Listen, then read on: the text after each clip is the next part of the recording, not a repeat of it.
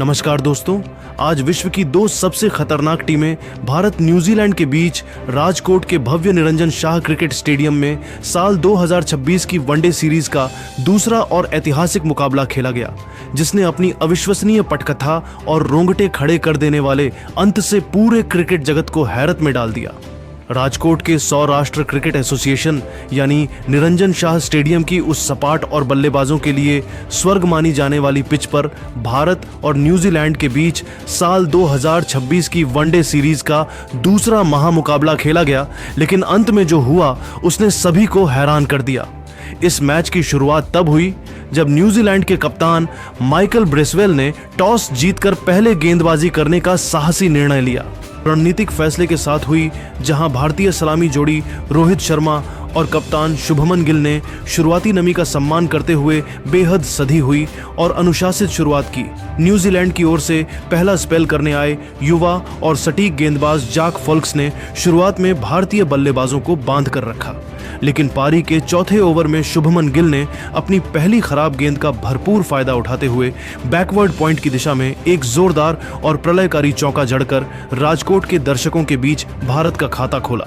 जबकि छठे ओवर में फॉल्क्स की ही एक और छोटी और बाहर की ओर निकलती गेंद पर रोहित शर्मा ने अपना चिर परिचित और नजाकत भरा कट शॉट खेलते हुए अपना पहला कड़क चौका हासिल किया। 6 फीट 8 इंच लंबे काइल जेमिसन के खिलाफ 7वें ओवर में रोहित शर्मा ने अपना रौद्र रूप दिखाना शुरू किया और लगातार 2 शानदार व दर्शनीय चौके जड़कर न्यूजीलैंड के गेंदबाजी आक्रमण पर दबाव बनाना शुरू किया। लेकिन न्यूजीलैंड के लिए पहली बड़ी सफलता खेल के 13वें ओवर में पहली बार गेंदबाजी करने आए क्रिस्टियन क्लार्क ने दिलाई, जिन्होंने अपनी एक जादुई क्रॉस सीम गेंद पर भारतीय कप्तान रोहित शर्मा को बड़ा शॉट खेलने के लिए पूरी तरह ललचाया, जिससे रोहित शर्मा एक्स्ट्रा कवर के ऊपर से प्रहार करने के प्रयास में गेंद की अतिरिक्त उछाल से मात खा गए और 38 गेंदों पर 24 रनों की एक संघर्षपूर्ण पारी खेलकर आउट हो गए। उनकी इस पारी में 4 शानदार कड़क चौके शामिल हैं और डीप कवर बाउंड्री पर विल यंग ने बिना किसी गलती के एक बेहद आसान कैच लपका। राजकोट के खचाखच भरे निरंजन शाह स्टेडियम में जैसे ही सलामी बल्लेबाज रोहित शर्मा एक ठोस शुरुआत के बाद पवेलियन की ओर लौटे तो पूरे मैदान में एक पल के लिए सन्नाटा सा छा गया था। लेकिन जैसे ही आधुनिक क्रिकेट के सबसे बड़े नायक किंग विराट कोहली ने डगआउट से निकलकर मैदान पर अपने कदम रखे तो पूरा स्टेडियम मानो किसी ज्वालामुखी की तरह फट पड़ा और कोहली के गगनभेदी नारों से गूंज उठा। विराट कोहली आज क्रीज पर उतरते ही एक अलग ही आत्मविश्वास और दिव्य लय में नजर आ रहे थे, जहां उन्होंने अपनी पहली ही गेंद पर न्यूजीलैंड के तेज गेंदबाज क्रिस्टियन क्लार्क के खिलाफ अपनी जादुई कलाइयों का वो मशहूर और कलात्मक फ्लिक शॉट खेला, जिसने गेंद को पलक झपकते ही मिड विकेट बाउंड्री के बाहर 4 रनों के लिए भेज दिया और इस एक शॉट ने राजकोट के हजारों दर्शकों को झूमने और खड़े होकर तालियां बजाने पर मजबूर कर दिया। विराट के आने से भारतीय पारी में एक नई ऊर्जा का संचार हुआ था और दूसरे छोर पर मौजूद युवा कप्तान शुभमन गिल भी अपनी उसी चिरपरिचित क्लासिक और रेशमी लय में बल्लेबाजी कर रहे थे, जहां न्यूजीलैंड का कोई भी गेंदबाज उनके सामने प्रभावशाली नजर नहीं आ रहा था।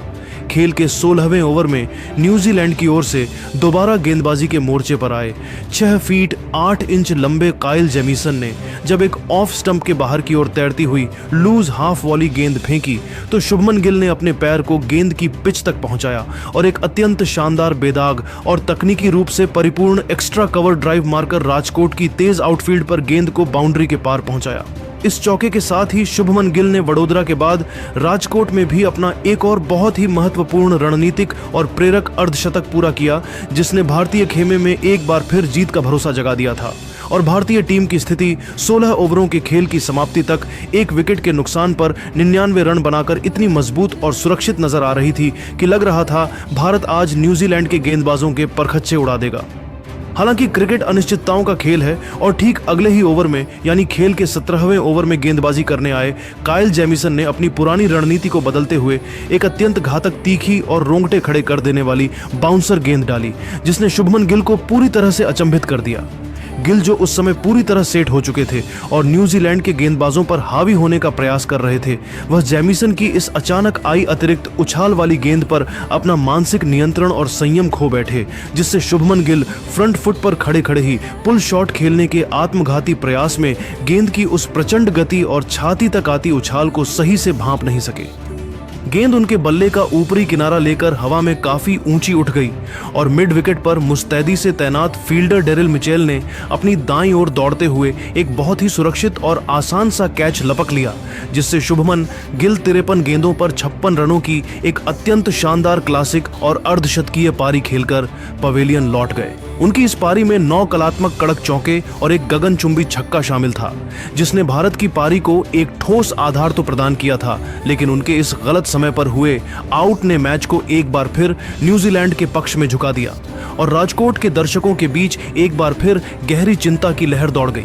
शुभमन गिल के एक खराब शॉट पर अपना विकेट गंवाने के तुरंत बाद न्यूजीलैंड के गेंदबाजों ने मैच पर अपनी पकड़ अविश्वसनीय और हैरतअंगेज रूप से मजबूत कर ली, क्योंकि क्रीज पर मौजूद भारतीय बल्लेबाजों को अब कीवी आक्रमण के सामने संघर्ष करते देखा जा सकता था। खेल के 22वें ओवर में कीवी कप्तान माइकल ब्रेसवेल ने एक बार फिर अपने सबसे भरोसेमंद गेंदबाज क्रिस्टियन क्लार्क को मोर्चे पर लगाया, जिन्होंने अपनी अत्यंत सधी हुई लाइन और बेहतरीन लेंथ से नए बल्लेबाज श्रेयस अय्यर को पूरी तरह अपनी जाल में फंसा लिया,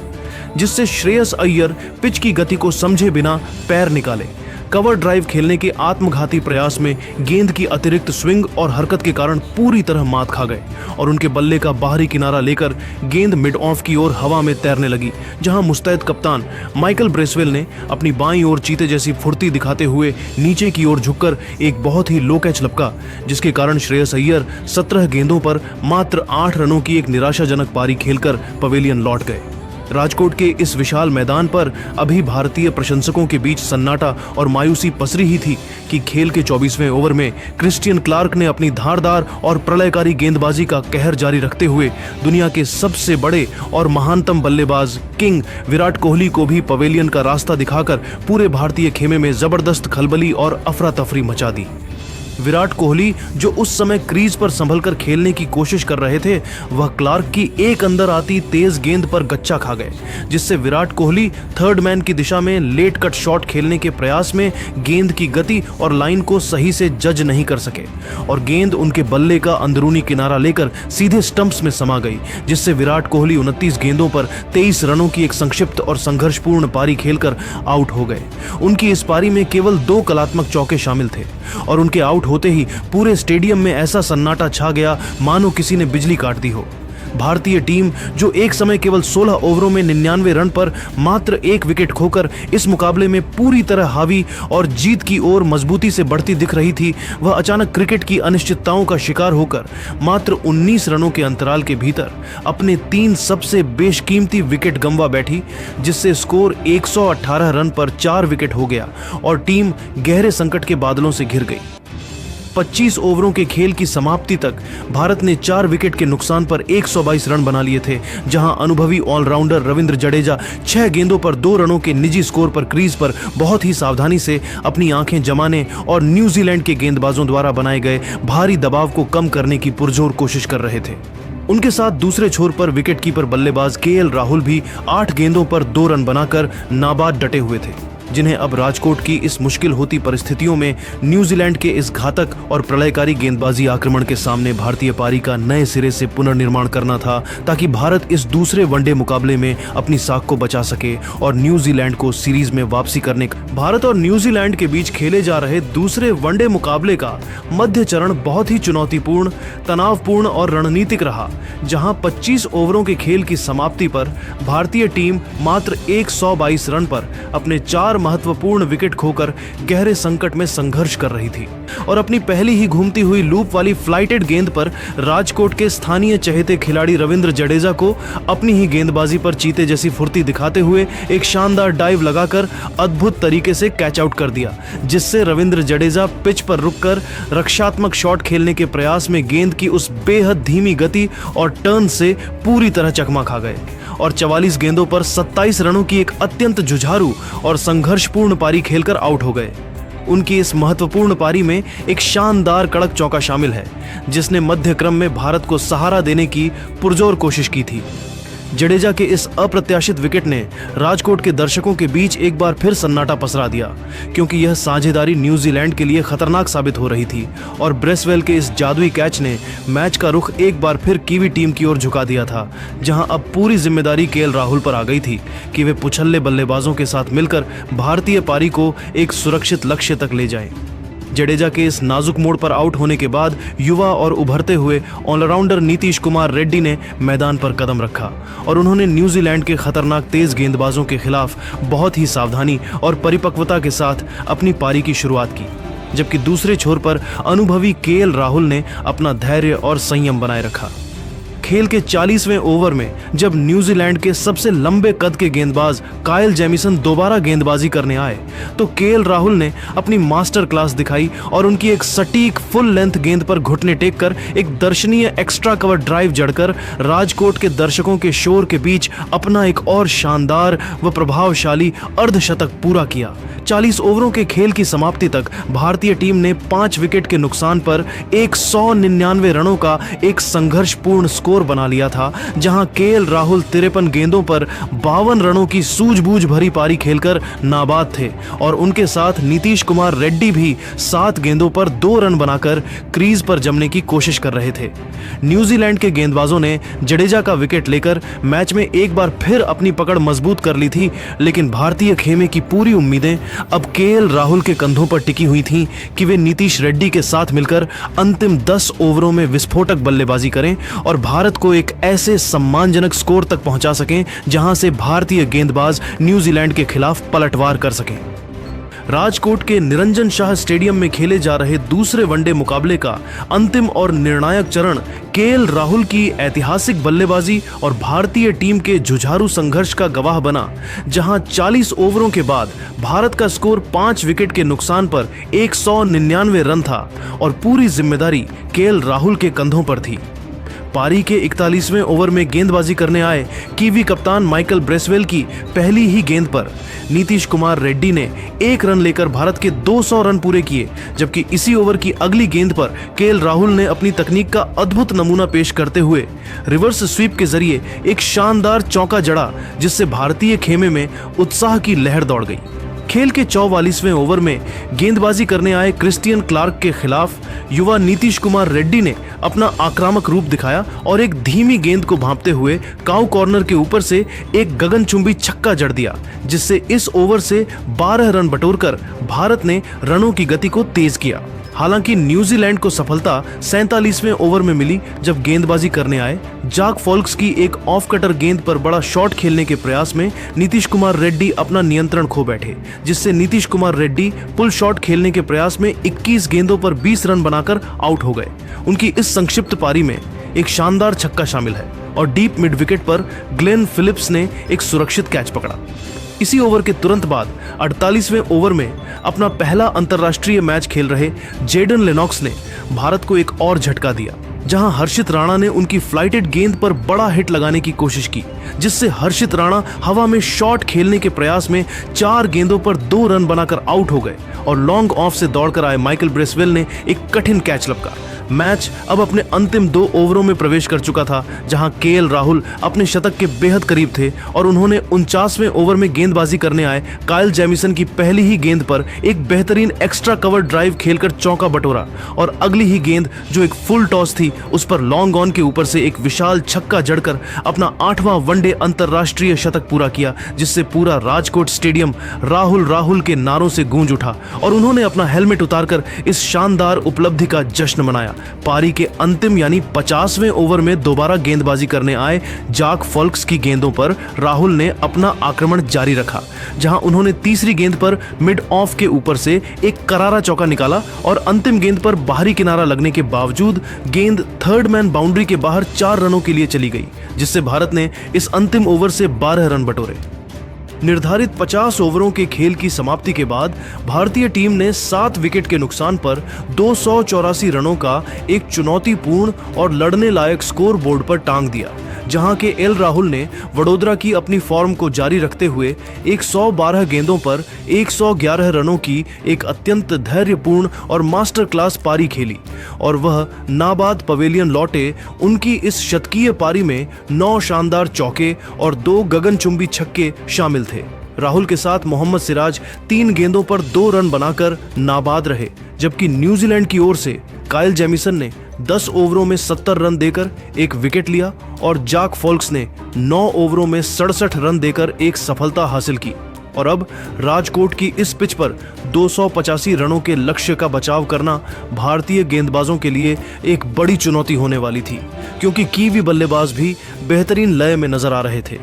राजकोट के ऐतिहासिक निरंजन शाह स्टेडियम की उस मखमली आउटफील्ड और जगमगाती रोशनी के बीच जब न्यूजीलैंड की टीम भारत द्वारा दिए गए 285 रनों के चुनौतीपूर्ण और रणनीतिक लक्ष्य का पीछा करने उतरी, तो सलामी जोड़ी ने बेहद सतर्क और सधी हुई शुरुआत करने की योजना बनाई, जहां इनफॉर्म बल्लेबाज डेवन कॉनवे ने पहले ही ओवर में स्ट्राइक ली और मोहम्मद सिराज की बाहर की ओर निकलती हुई तेज गेंद की गति का बेहतरीन इस्तेमाल करते हुए अपनी कोमल कलाइयों के सहारे पॉइंट की दिशा में एक अत्यंत शानदार और कलात्मक चौका जड़कर कीवी पारी का आक्रामक आगाज किया। न्यूजीलैंड के सलामी बल्लेबाज भारतीय तेज गेंदबाजों मोहम्मद सिराज और हर्षित राणा की सटीक लाइन और लेंथ के सामने बहुत ही संभलकर और जोखिम मुक्त क्रिकेट खेल रहे थे, जिससे पावर प्ले के शुरुआती कुछ ओवरों में रनों की गति थोड़ी धीमी रही। लेकिन खेल के छठे ओवर में जब दोबारा गेंदबाजी करने आए युवा तेज गेंदबाज हर्षित राणा ने अपनी गति में थोड़ा बदलाव किया, तो उन्होंने भारत को वह पहली और बहुप्रतीक्षित बड़ी सफलता दिलाई, जहां उन्होंने अपनी 137 किलोमीटर प्रति घंटे की रफ्तार वाली लहराती हुई फुल लेंथ गेंद पर डेवन कॉनवे को पूरी तरह से अचंभित कर दिया, जिससे डेवन कॉनवे बिना किसी फुटवर्क और पैर निकाले केवल हाथों के सहारे डिफेंस करने के प्रयास में गेंद की लेट स्विंग को पूरी तरह मिस कर गए और 21 गेंदों पर मात्र 16 रनों की एक छोटी पारी खेलकर आउट हो गए। उनकी इस संक्षिप्त मगर सधी हुई पारी में 3 आकर्षक चौके शामिल हैं और हर्षित की वह गेंद उनके बल्ले के बाहरी किनारे को छकाते हुए सीधे उनके ऑफ स्टंप की गिल्लियां उड़ाती हुई निकल गई।